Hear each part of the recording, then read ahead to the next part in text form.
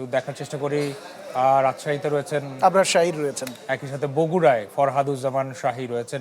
রাজশাহীর একটা ব্যাপার ইমতিয়াজ একটু জানিয়ে রাখি যে আজকে সারাদিনে যে তথ্য আমরা পেয়েছি প্রাথমিকভাবে যে 70.33% ভোট পড়েছে এবং সম্ভবত সারা বাংলাদেশে পুরো বাংলাদেশে এখন এত পর্যন্ত সর্বোচ্চ। হ্যাঁ, বেশ তারা আগ্রহ নিয়ে এবং স্বতঃস্ফূর্ততার সাথে ভোট দিয়েছে বলে আমরা মনে হয় আবরার শাহীর ফলাফলে কি বেশি সময় লাগবে কিনা, যেহেতু সর্বোচ্চ ভোট, এত সর্বোচ্চ ভোট যেহেতু কারা এগিয়ে রয়েছেন বা কারা এখানে দাপট দেখাচ্ছেন সেটা নিশ্চয়ই আবরার বলবেন। আবরার নিশ্চয়ই শুনেছেন প্রশ্ন। সংখ্যা অনেকটাই বেশি, 70%-এর উপরে, এবং আমরা দেখেছি উল্লেখযোগ্য হারে নারী ভোটার সংখ্যা ছিল। তবে গ্রামের দিকে সকাল থেকে দুপুর 2-3 নাগাদই আসলে সবচেয়ে বেশি ভোট পড়েছে। এখন আমরা রয়েছি রাজশাহী জেলা প্রশাসকের কার্যালয়ে, যেটা রিটার্নিং কর্মকর্তার কার্যালয়।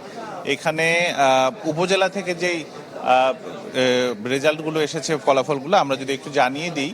এখন আনুষ্ঠানিকভাবে এখানে আসলে আসন্ন ওয়ারি যে রেজাল্ট সেটা দেওয়া শুরু হয়নি। যেমন রাজশাহী একে আছে গোদাগাড়ি তানোর, তারা আলাদা করে দিচ্ছে, কিন্তু উপজেলা থেকে আমরা যেটা পেয়েছি সেটা আপনাদেরকে জানিয়ে দিচ্ছি। আর রাজশাহী 3 আসনে মোট 131টি কেন্দ্রের মধ্যে আমরা পেয়েছি 59টি কেন্দ্রের ফল, যেখানে ধানের শীষ পেয়েছে 80,179 এবং দাড়িপাল্লা প্রতীক পেয়েছে 58,113। এদিকে রাজশাহী 2 আসনে সদর আসন যেটি, সেটি 115টি কেন্দ্রের মধ্যে আমরা পেয়েছি 22টি কেন্দ্রের ফল। ধানের শীষ পেয়েছে 22,129টি ভোট এবং দাঁড়িপাল্লা পেয়েছে 17,814 ভোট। রাজশাহী 5 আসনের 132টি কেন্দ্রের মধ্যে 13টি কেন্দ্রের ফল আমরা পেয়েছি। ধানের শীষ পেয়েছে 14,869 এবং দাঁড়িপাল্লা পেয়েছে 5,372টি ভোট।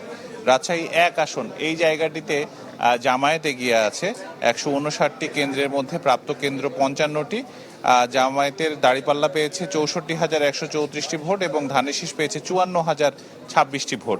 এদিকে রাজশাহী 4 আসন বাগমারা, এখানেও জামায়াত এগিয়ে আছে। 122টি কেন্দ্রের মধ্যে আমরা পেয়েছি 61টি কেন্দ্রের ফলাফল। ধানের শীষ পেয়েছে 59,209 এবং দাঁড়িপাল্লা পেয়েছে 64,320টি ভোট। এর শেষ আমরা রাজশাহী 6 আসনের 119টি কেন্দ্রের মধ্যে প্রাপ্ত কেন্দ্র 21টি। এখানে ধানের শীষ এগিয়ে আছে, পেয়েছে 30,888 ভোট এবং দাঁড়িপাল্লা পেয়েছে 18,520টি ভোট। যদিও আমি আসনওয়ারি বললাম এই বিষয়গুলো, তবে আমাদের এই রিটার্নিং কর্মকর্তার কার্যালয় থেকে কিন্তু উপজেলা ওয়াইজ এই ভোটের যে ফলাফল সেটি খুব ধীর গতিতে আসছে এবং হয়তোবা এটি প্রায় রাত 1-2 বেজে যেতে পারে পুরোটা আসতে এবং তারপরে আনুষ্ঠানিক ঘোষণা। এছাড়াও আপনারা জানেন যে এবারে গণভোটের একটি বিষয় রয়েছে, ফলে গণভোটের যে কাউন্টিং বা গণনা সেটিও আসলে অনেক ধীর গতিতে। আমরা এখন পর্যন্ত কোনো আসনে 40-এর উপর আসলে ভোটের ফল পেয়েছি, কিন্তু এখান থেকে আমাদেরকে দেখাচ্ছে গণভোটের মাত্র 10টি থেকে 12টি। ফলে আমার মনে হয় যে আজকে সারা রাতটাই আসলে লাগতে পারে এই ভোট গণনাতে এবং বাইরেও অনেক মানুষ অধীর আগ্রহে রয়েছে। কেন্দ্রগুলোতে আমরা দেখেছি সন্ধ্যেবেলা থেকে মানুষের ভিড়, তারা আসলে ফলাফলগুলো জানতে চায় এবং আগে যেটা হতো যে রাত 12টা-1টা-1:30টার মধ্যে ফলাফলগুলো পাওয়া যেত, ফলে একটা স্বস্তি ছিল যারা প্রার্থী এবং যারা সমর্থক। কিন্তু এবারে এই গণভোটের কারণে যেখানে 1000 ভোট সেখানে আসলে 2000 ব্যালট আমাদেরকে গুনতে দেখতে হচ্ছে, ফলে একটু সময়টা বেশি লাগছে। হয়তো আগামীকাল সকালেও এই চূড়ান্ত ফলাফলের ঘোষণা আসতে পারে। তবে রাজশাহী 6টি আসনে আবারও যদি বলি তাহলে এগিয়ে আছে ধানের শীষ 4টিতে এবং 2টি আসন রাজশাহী 1 এবং রাজশাহী 4। রাজশাহী 1 গোদাগাড়ি তানোর, সেখানেও জামায়াতের প্রার্থী এগিয়ে রয়েছে এখন পর্যন্ত এবং রাজশাহী 4 বাগমারা একটি বড় উপজেলা, সেখানেও জামায়াতের প্রার্থী এগিয়ে রয়েছে। বাকি 4টিতে রাজশাহী 2, রাজশাহী 3, রাজশাহী 5 এবং রাজশাহী 6, এই 4টিতে কিন্তু বিএনপির প্রার্থী এখন পর্যন্ত এগিয়ে রয়েছে। তো চূড়ান্ত ফলাফল আসলে যখন আসবে আমরা আবারও আপনাদেরকে পুরোটা জানিয়ে দিতে পারবো। এ ছিল আমার কাছে। ইমতিয়াজ, অনেক ধন্যবাদ। আবরার শাহীর রাজশাহীর চিত্র আমাদেরকে জানাচ্ছিলেন। আমরা এখন বগুড়ায় ফরহাদুজ্জামান শাহীর কাছে যেতে চাই। ফরহাদ, আমরা রাজশাহীতে যে বিষয়টি খেয়াল করলাম এবং বগুড়া কিন্তু একই রকম, প্রায় 70% ভোট কাস্ট হয়েছে যতদূর আমরা গণমাধ্যমে সূত্র জানতে পেরেছি। পাশাপাশি এখানে 7টি আসন রয়েছে। কি অবস্থা দেখছেন? সানশাইন আটা ময়দা সুজি, ভালোবাসায় তৈরি। বগুড়ার 7টি আসনের একটা নজর ছিল, কারণ বগুড়ার একটি আসন থেকে বিএনপির চেয়ারম্যান তারেক রহমান নির্বাচন করেছেন। তাছাড়া এর আগে এই আসনটিতে সাবেক প্রধানমন্ত্রী বেগম খালেদা জিয়া 2টি আসন থেকে নিয়মিত নির্বাচন করতেন এবং 91 সাল থেকে শুরু করে এবারের নির্বাচনেও কিন্তু তিনি বগুড়ার 7 সংসদীয় আসন থেকে প্রথমে দলের পক্ষ থেকে তিনি মনোনয়নপত্র উত্তোলন করেছিলেন, কিন্তু মৃত্যুর পরে তার মনোনয়নপত্র স্থগিত করা হয়। সেখানে বিএনপির অন্য একজন প্রার্থী ছিল। বরাবরই বগুড়াকে বিএনপির শক্তিশালী একটা অবস্থান এখানে আছে, তবে এবারের নির্বাচনে কিন্তু বিএনপিকে অনেকটা জামাতে ইসলামের কাছে শক্তির পরীক্ষা দিতে হয়েছে। প্রথম থেকে নির্বাচনের যখন প্রচারণা শুরু হয় তখন থেকেই যারা বগুড়ার সাধারণ ভোটার যারা ছিলেন, পাশাপাশি যারা বগুড়া থেকে যারা বগুড়া স্থানীয়ভাবে যারা নির্বাচন পর্যবেক্ষণ করেন বা নির্বাচন নিয়ে বিশ্লেষণ করেন, তারা কিন্তু বলছিলেন যে এবারের নির্বাচনে বিএনপিকে জামাতের সাথে হাড্ডাহাড্ডি লড়াই করতে হবে।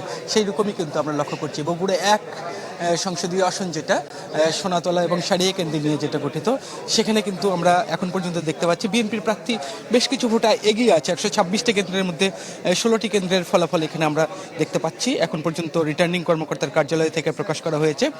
সেখানে 16টি কেন্দ্রে 23,703 ভোট পেয়েছে ধানের শীষের প্রার্থী এবং দাঁড়িপাল্লার প্রার্থী কিন্তু 9,424 ভোট পেয়েছে। কিছুটা পরিষ্কার ব্যবধান আছে এখানে বিএনপির সাথে জামাতে ইসলামের। তবে বগুড়া 2 আসনে এখন পর্যন্ত মাত্র 5টি কেন্দ্রের ফলাফল ঘোষণা করা হয়েছে 114টির মধ্যে। সেখানেও ধানের শীষের প্রার্থী 5,290 ভোট পেয়েছে এবং দাঁড়িপাল্লার প্রার্থী 2,850 ভোট পেয়েছে। তবে এই আসনে কিন্তু নাগরিক ঐক্যের হয়ে নির্বাচনে লড়ছেন কেটলি প্রতীকে মাহমুদুর রহমান মান্না। তিনি কিন্তু এই 5টি আসনে মাত্র 134টি ভোট পেয়েছেন। তাছাড়া বগুড়া 3 সংসদীয় আসন, যেখানে 118টি কেন্দ্র আছে, এখন পর্যন্ত 8টি কেন্দ্রের ফলাফল পাওয়া গেছে। সেখানে ধানের শীষের প্রার্থী 8,342 ভোট পেয়েছে। তবে সেখানে কিন্তু দাঁড়িপাল্লার প্রার্থী একেবারে লড়াইয়ে আছেন। তিনি প্রায় 7,800 ভোট পেয়েছেন কিন্তু এখানে বগুড়া 3 আসনে। বগুড়া 6 আসন, যেটি তারেক রহমানের আসন, যিনি এবারে প্রথম জাতীয় সংসদ নির্বাচনে অংশগ্রহণ করছেন। 17 বছর পরে তিনি বিদেশ থেকে দেশে ফিরে এবারের নির্বাচনে অংশ নিয়েছেন। সেখানে তিনি ধানের শীষের হয়ে 37,428 ভোট পেয়েছেন 27টি কেন্দ্রে। 150টি কেন্দ্রের মধ্যে 27টি কেন্দ্রের ফলাফল ঘোষণা করা হয়েছে। তবে দাঁড়িপাল্লার প্রার্থী তিনি কিন্তু 17,428 ভোট পেয়েছেন। অর্থাৎ অনেকটা লড়াই করছেন এখানে তিনি। যদিও বলা হচ্ছিল যে তারেক রহমান এখানে, বিএনপি নেতাকর্মীরা বলছিলেন যে দেশের মধ্যে সর্বোচ্চ ভোটে তিনি বিজয়ী হবেন, সেভাবেই তারা প্রচারণা চালাচ্ছিলেন, কিন্তু সেটা কিন্তু আমরা এই জায়গায় লক্ষ্য করছি না। বগুড়া 5 সংসদীয় আসন যেটা হলো ধুনট এবং শেরপুর উপজেলা নিয়ে গঠিত। ধুনট শেরপুর উপজেলার 188টি কেন্দ্র আছে, সেখানে এখন পর্যন্ত মাত্র 5টি কেন্দ্রের ফলাফল ঘোষণা করা হয়েছে। এই কেন্দ্রে বিএনপির কিন্তু অভিজ্ঞ একজন প্রার্থী আছেন, গোলাম মোহাম্মদ সিরাজ, যিনি এর আগে 4 বার সংসদ সদস্য নির্বাচিত হয়েছেন বগুড়া 5 থেকে, এবং বগুড়া 6 থেকেও কিন্তু তিনি একবার সংসদ সদস্য নির্বাচিত হয়েছেন।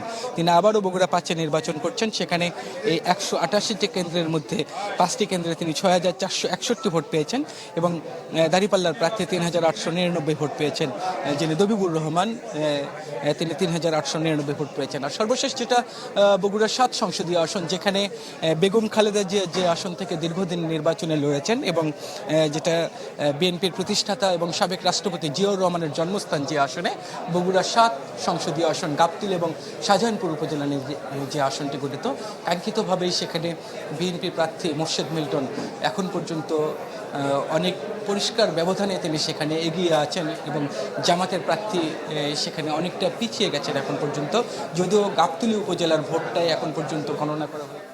বুঝতে পেরেছি জি, আমরা। অনেক ধন্যবাদ ফরহাদুজ্জামান শাহীকে। ফরহাদুজ্জামান শাহী আমাদের সাথে যুক্ত ছিলেন। প্রাথমিক যে ফলাফল আমরা হাতে পাওয়া মাত্র আপনাদের দেখানোর চেষ্টা করছি।